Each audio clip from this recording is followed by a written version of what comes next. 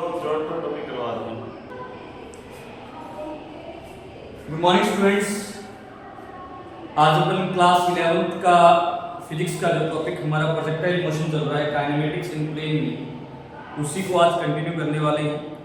Projectile motion में अपन ने थोड़ा सा डिस्कशन किया था, पहले थोड़ा सा अपन उसको स्टार्टिंग से लेते हैं। आज कुछ नए बच्चे अपने साथ जुड़े हुए। सो फर्स्ट ऑफ ऑल हम डिस्कशन करेंगे कि प्रोजेक्टाइल मोशन एक्चुअल में है क्या। Projectile motion basically two dimension means axis and y axis के अंदर किसी भी पार्टिकल का मोशन है। अब सपोज कीजिए कि कोई एक particle t time t is equal to 0 पर 0 सेकंड पर कोई पार्टिकल जो है इस पोजीशन पे खड़ा है। अब थोड़ा टाइम स्पेंड होगा, ये टाइम स्पेंड होगा, जैसे जैसे टाइम स्पेंड होगा ये पार्टिकल मोशन करेगा।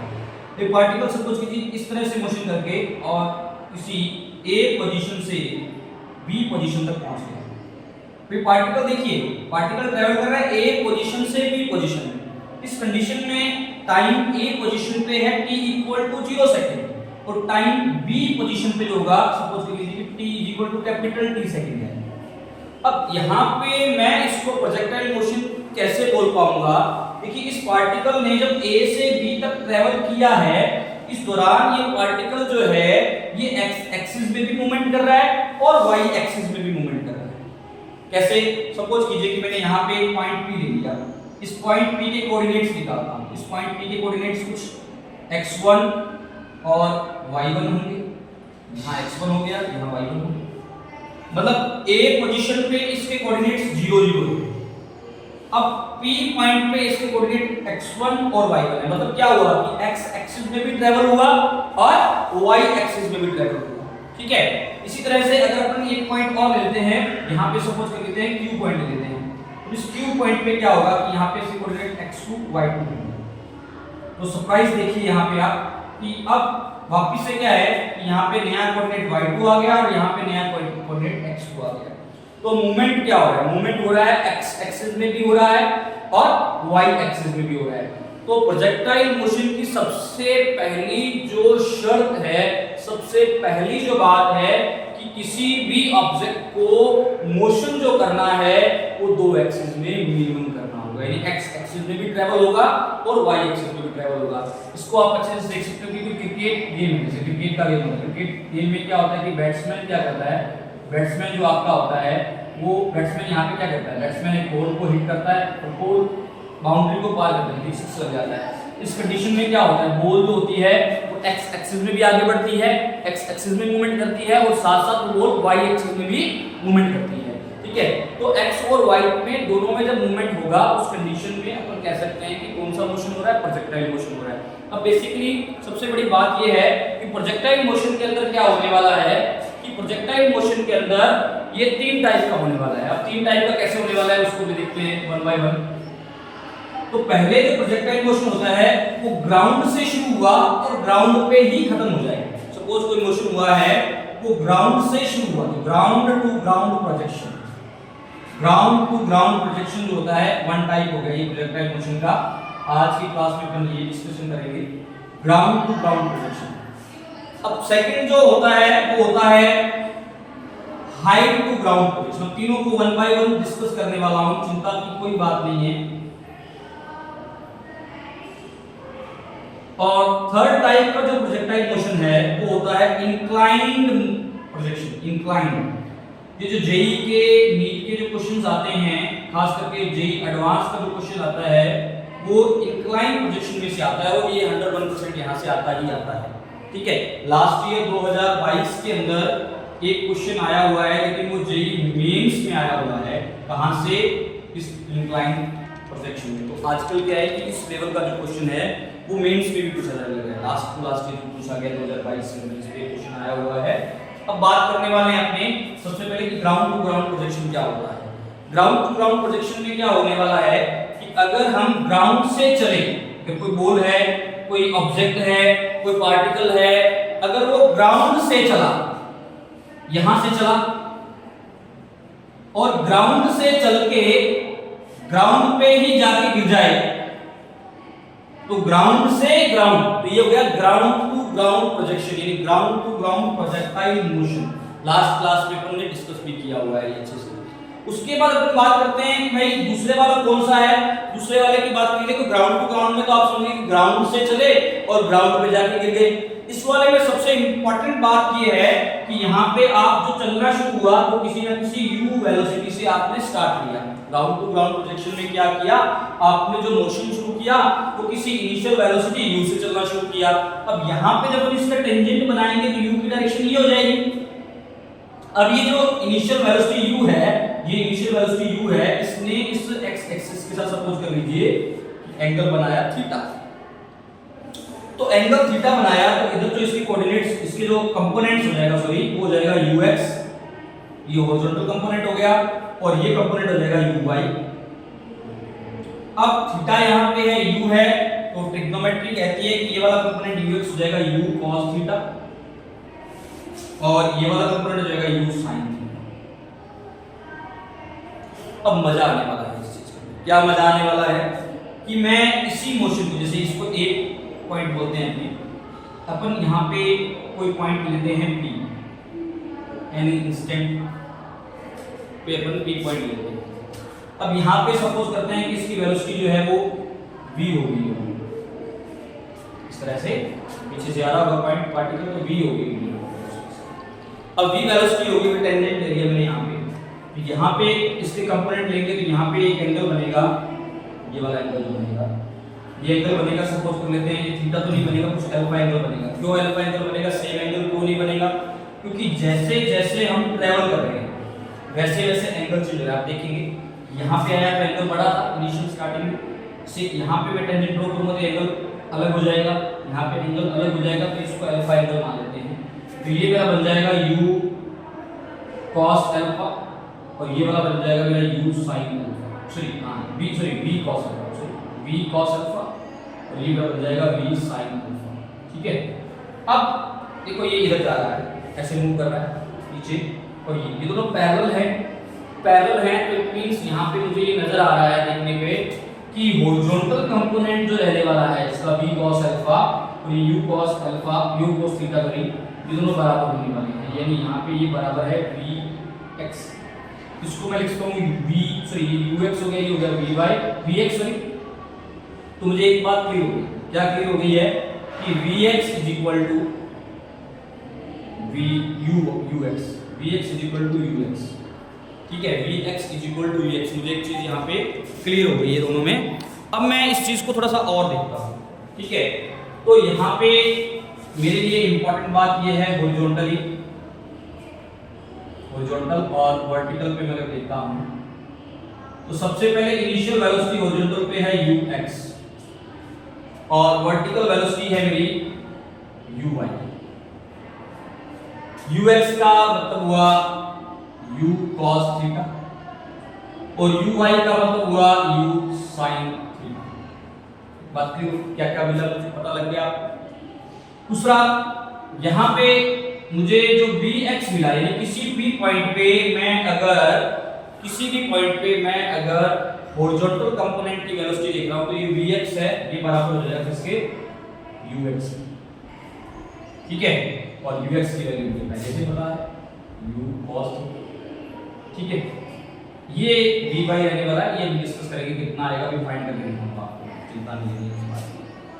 अब देखिए मजे वाली बात ये है कि मैं हॉरिजॉन्टल पे x एक्सिस पे किसी भी पॉइंट पे मैं वेलोसिटी चेक करूंगा, यानी इस पाथ के किसी भी पॉइंट पे यहाँ चेक कर लूं, कहीं भी चेक कर लूं, किसी भी पॉइंट पे मैं अगर हॉरिजॉन्टल वेलोसिटी चेक करता हूं तो मेरे को जो हॉरिजॉन्टल वेलोसिटी मिलती है वो सेम मिलती है। यहाँ अगर चेक करेंगे तो यहाँ भी सेम मिलेगी, तो सब जगह सेम मिलेगा। तो अगर हॉरिजॉन्टल वेलोसिटी सेम है तो हॉरिजॉन्टल एक्सेलरेशन कितना होगा बताइए। हॉरिजॉन्टल एक्सेलरेशन का फॉर्मूला क्या होता है, change in velocity divide by time. अब हॉरिजॉन्टल वेलोसिटी तो चेंज ही नहीं हो रही, तो सेम रह रही है, तो चेंज इन वेलोसिटी हॉरिजॉन्टल में कितना है, 0। कितना है, 0 है। ठीक है, समझे बात करें, समझे, वो जीरो है तो जीरो है, चेंज इन वेलोसिटी जीरो है तो ax का वैल्यू क्या होगा बच्चे, जीरो होगा। क्या होगा, जीरो होगा। a y की बात कर लेते हैं, यानी acceleration in vertical direction, acceleration in vertical direction. देखो अपन मोशन सीख रहे हैं, जब भी अपन मोशन सीखते हैं तो बात किसकी करते हैं, बात करते हैं डिस्प्लेसमेंट की, बात करते हैं डिस्टेंस की, बात करते हैं स्पीड की, बात करते हैं वेलोसिटी की, बात करते हैं एक्सेलरेशन की और बात करते हैं टाइम की। इन 6 बात के अलावा अपन मोशन के अंदर दूसरी दुनिया की बात ही नहीं। तो अभी यहाँ पे प्रोजेक्टाइल मोशन है, मोशन तो ये भी एक प्रोजेक्टाइल है तो क्या हुआ है, तो मोशन ही। तो यहाँ पे किसका डिस्कशन हो रहा है, यहाँ पे भी इन 6 बातों का डिस्कशन होना है। एक बात पल्ले बांध दो बच्चे, इन 6 बातों का डिस्कशन होना है, किसका, डिस्टेंस या डिस्प्लेसमेंट, स्पीड और वेलोसिटी, एक्सेलरेशन, टाइम, इन 6 बातों का डिस्कशन होना। इन 6 बातों के अलावा कोई डिस्कशन नहीं होना पूरे के पूरे टॉपिक के अंदर जब भी अपन मोशन पढ़ते हैं। तो ay कितना होगा, ay होगा, देखो नीचे से ऊपर जा रहा है कोई पार्टिकल, से देखिए मैं नीचे से ऊपर फेंक रहा हूँ, नीचे से ऊपर फेंक रहा हूँ, तो नीचे से कोई भी चीज ऊपर जाएगी तो अगेंस्ट द ग्रेविटी काम करना पड़ेगा, यानी अगेंस्ट द ग्रेविटेशनल एक्सेलरेशन काम करना पड़ेगा। तो हम नीचे से ऊपर जाते हैं तो g हमेशा माइनस में आता है, आपको पता है, और ऊपर से नीचे आते हैं तो g हमेशा प्लस में आता है, हमें पता है। तो यहाँ पे जो g का वैल्यू रहने वाला है वो माइनस का g रहने वाला है, जब ऊपर से नीचे आएंगे तो प्लस का रहने वाला है, वो आगे डिस्कशन हो जाएगा डॉट बनी। ठीक है, ये हो गया हमारी बात। अब बात करते हैं कि सर vy कितना आएगा। तो देखो यहाँ पे लगाएंगे अपने न्यूटन का फर्स्ट इक्वेशन ऑफ मोशन लगाएंगे, वो क्या होता है u प्लस at। ठीक है, अब vy है तो यहाँ पे uy आ जाएगा। ठीक है, और नीचे से ऊपर जा रहे हैं तो a क्या आ जाएगा, माइनस जी आ जाएगा यहाँ पे, तो ये बन जाएगा, ये बन जाएगा। अब इसको थोड़ा सा नीचे लिख लेते हैं करके यहाँ से, a y is equal to minus का g और v y is equal to यहाँ पे u y का वैल्यू कितना है, u sin theta minus theta, तो ये वैल्यू आ गई। तो हमारे पास देखो हॉरिजॉन्टली u x आ गया, v x आ गया, a x आ गया, वर्टिकली u y आ गया, v y आ गया और a y आ गया। तीन चीज दोनों साइड अपन ने निकाल ली। अब इसके अंदर हमारे दिमाग में एक सवाल पैदा होता है, अभी मैं आपको सिर्फ ग्राउंड टू ग्राउंड प्रोजेक्शन पे ही डिस्कस कर रहा हूँ, देखो अभी तो मैं आगे बढ़ा ही नहीं और आपको पता लग रहा है कि कितना इंटरेस्टिंग टॉपिक चल रहा है। ठीक है, अब आगे डिस्कशन कर रहे हैं।